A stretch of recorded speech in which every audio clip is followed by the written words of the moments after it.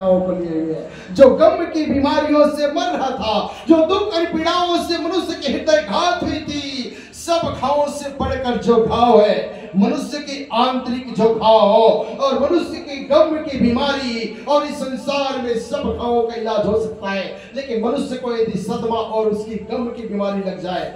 मेरी माँ को जब सदमा हुआ और जब बिस्तर पर सोई तब उसके शरीर में घाव हुए, लेकिन उससे पहले उसको मन की रोग लग गया, उसके सदमे रोग लगे।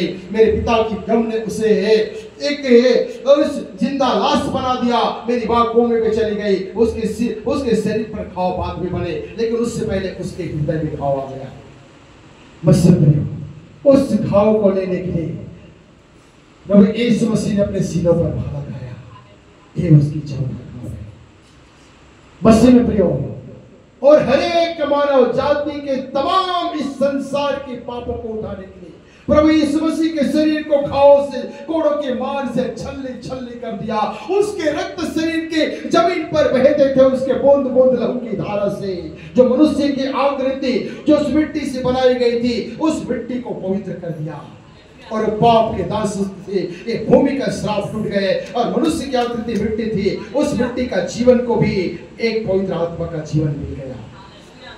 ये उसकी अंतिम और पांचवा घाव था।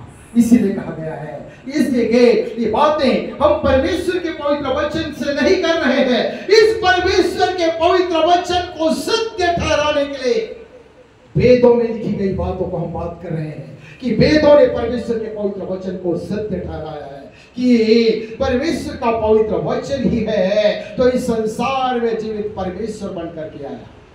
उसका नाम प्रभु यीशु मसीह है। बोलो प्रभु यीशु मसीह महाराज की हालेलुया। बोलो प्रभु यीशु मसीह महाराज की हालेलुया। बोलो पवित्र आत्मा की हालेलुया। बोलो सच्ची आनंद के देने वाले सच्चिदानंद महाराज प्रभु यीशु मसीह महाराज की हालेलुया। मसीह में प्रियो, जिस दिन परमेश्वर का पवित्र आत्मा मेरे जीवन में आया, मैं एक पूजा पाठ करने वाला व्यक्ति था, और उसके बाद मैंने क्या किया, मेरे बचपन से मैं एक संघ परिवार से जुड़ा हुआ व्यक्ति था, और आज भी छत्तीसगढ़ के जो सर संचालक में से एक है, और उसका नाम है पुष्पेंद्र प्रताप सिंह और सुरेंद्र प्रताप सिंह, और दोनों मेरे चाचा हैं। मेरे पिताजी के जस्ट तीसरे नंबर के, मेरे पिताजी दूसरे नंबर के हैं। सबसे बड़े मेरे पिताजी के जो विजय प्रताप सिंह है, जो आज राजवाड़ा को संभालते हैं रायगढ़ की, और जब अभी कृष्ण जन्माष्टमी होता है, कुछ भी वहां पर चक्रधर समारोह होता है, तो वही उस गद्दी पर बैठते हैं। मेरे पिताजी के वो बड़े भाई हैं। दूसरा नंबर के थे मेरे पिताजी घनश्याम सिंह, और तीसरे नंबर के हैं जो अभी छत्तीसगढ़ के आरएसएस के जो दूसरा सर संचालक है सुरेंद्र प्रताप सिंह, वो मेरे पिताजी के तीसरे नंबर के भाई हैं। और उन्होंने ही जब प्रभु यीशु मसीह मेरे जीवन में आया, कैसे आया, जब मेरी मां एक जिंदा लाश थी। और मसीह में प्रियो, जिस दिन प्रभु यीशु मसीह को मैंने जाना और प्रभु यीशु मसीह का पवित्र आत्मा मेरे जीवन में आया, और उस दिन की बात मैंने जिस दिन के बाद को जाना कि मेरे फांसी को रस्सी को काटने वाला कोई और नहीं, मेरा प्रभु यीशु मसीह था। वो जंगल पर रोने वाला कोई मनुष्य नहीं जिसे मैंने खोजने के लिए गया, और वो मनुष्य मुझे नहीं मिला, लेकिन जो मेरे लिए रो रहा था वो मुझे मिल गया। मेरे लिए कौन रो रहा था?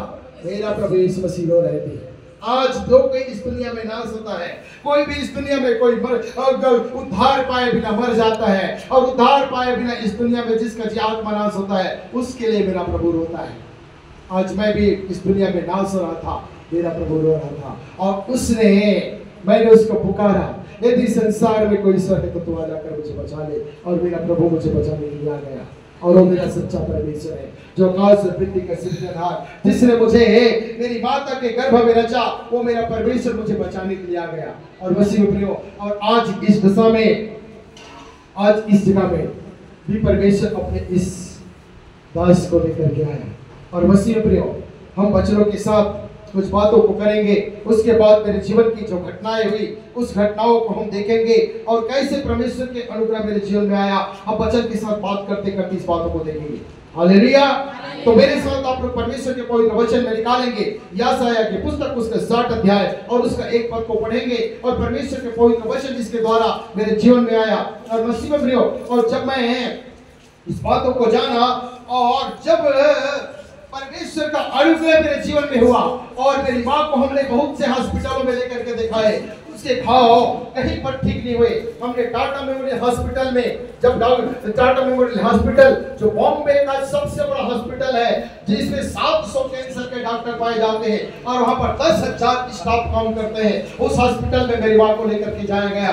और उस हॉस्पिटल में डॉक्टर ज्योति नरूला जो मैडम थी, जो रिटायर होने के बाद भी उनको रखा गया था, उन्होंने मेरी माँ के ब्लड सैंपल को Kennedy's of government Harvard university Washington में उन्होंने भेजा और उसकी मेडिकल लैब में, और उसके बाद जो है पिंक बेसन एंड लेप्रेसिस हॉस्पिटल उसको जर्मनी में उन्होंने भेजा। और दोनों जगह के रिपोर्ट जब मेरी माँ का ब्लड का रिपोर्ट आया और उसमें दोनों में उसको ब्लड कैंसर और स्किन कैंसर दोनों पाए गए। और उससे जब देखा गया उसके ट्रीटमेंट करने के पहले तो वो 90% से अधिक डैमेज पाई गई और उन्होंने हमें सलाह दिया कि इसको आप वापस ले जाइए, ये कभी ठीक होने वाले नहीं है और जब तक ये जिस दशा में है उसके साथ आप रहिए, यदि रह सकते हैं तो, और नहीं तो आप इसके लिए मैं इससे और बढ़कर कोई आपको सलाह नहीं दे पाऊंगी। उन्होंने बोली कि उन्होंने डायरेक्ट बोली आई डोंट रिसीव, उन्होंने कहा कि मैं इसकी कोई मतलब जिम्मेदारी नहीं ले सकती। और उसके बाद जो है हमने अपनी माँ को लेकर के हम वापिस आ गया और वापिस आने के बाद जो है हम इसी प्रकार की दशा में थे। और एक दिन जब और इसी के कारण मैं फांसी रखकर मरने के लिए जंगल में गया था, लेकिन मेरा प्रभु मेरे जीवन में आया और मेरे प्रभु मेरे जीवन में आया, उसको अधिक समय जिंदा रहने के योग्य नहीं है करके डॉक्टरों ने घोषित कर दिया था।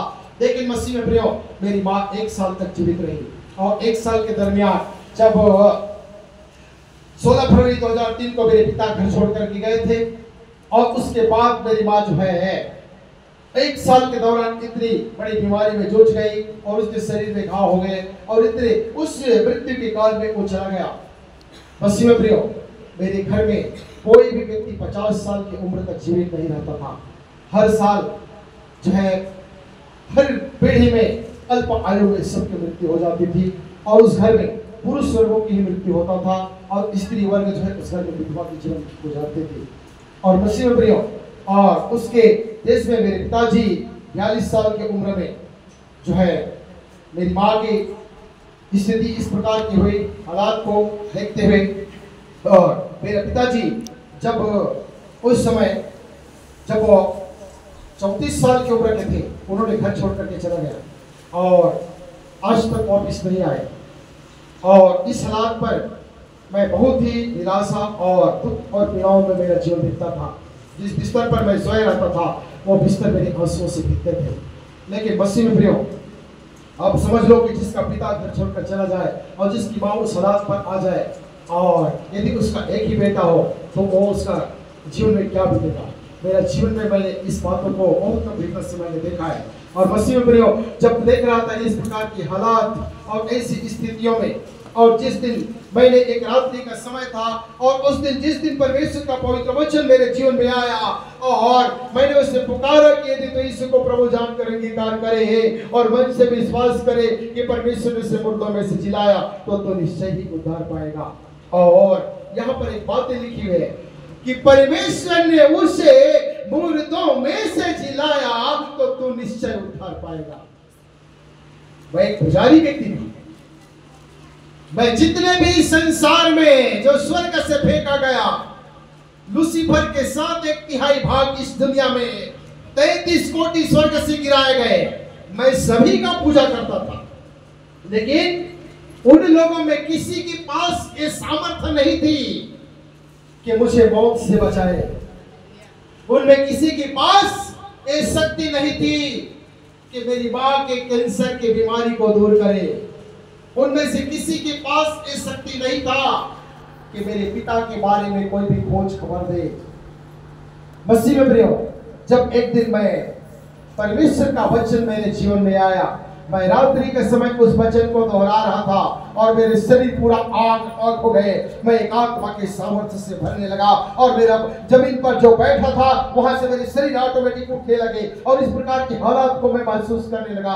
और मेरे मुख से जो जोर जोर से आवाजें निकल रही थी, मेरी माँ के कानों में जा रहा था आवाज, और मेरी माँ उस कान मेरी आवाजों को ध्यान से सुन रही थी, जो कभी किसी की वाणियों को नहीं सुन पाती थी।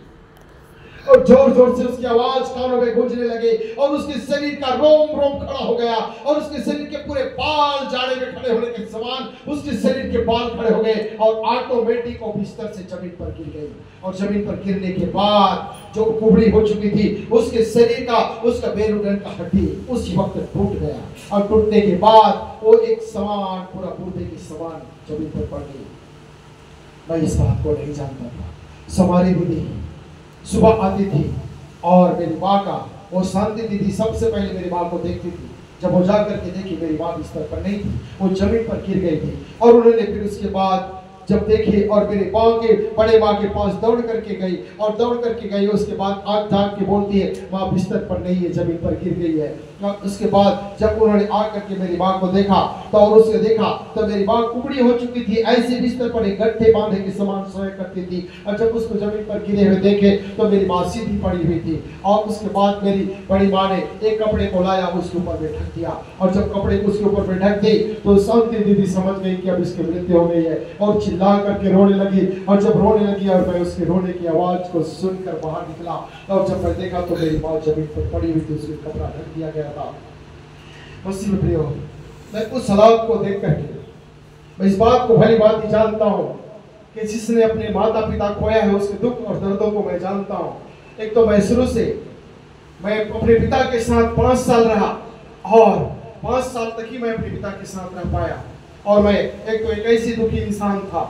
और जब उस स्थिति में मैं अपने माँ को गिरा हुआ देखा, मैं छन्न रह गया और चुपचाप मैं अपने पीछे बगान की ओर चला गया और मैं अपने एक आम के पेड़ के नीचे बैठ करके मैं जमीन पर अपने हाथों से उस भूमि पर मैंने यीशु यीशु लिख रहा था। और उसी हालात पर मैं जब बहुत समय तक बैठा था और शांति दीदी कुछ आधा घंटे से ऊपर होने समय हो चुका था और उस बीच में उन्होंने दौड़ करके गया और दौड़ करके गए और मेरे बाहों पकड़ के वो उसने मुझे हचकने लगी और दूसरे मुझे उठा करके दौड़ाते हुए उस स्थान पर ले आई जहाँ पर मेरी माँ को वो कपड़े से ढक दिया गया था। और जब मैं आया और जब देखा तो जो कपड़े मेरी माँ को ढके हुए थे उस कपड़े को मेरी माँ साइड करके बंद करके बैठी हुई थी। उस दिन के बाद मेरी माँ की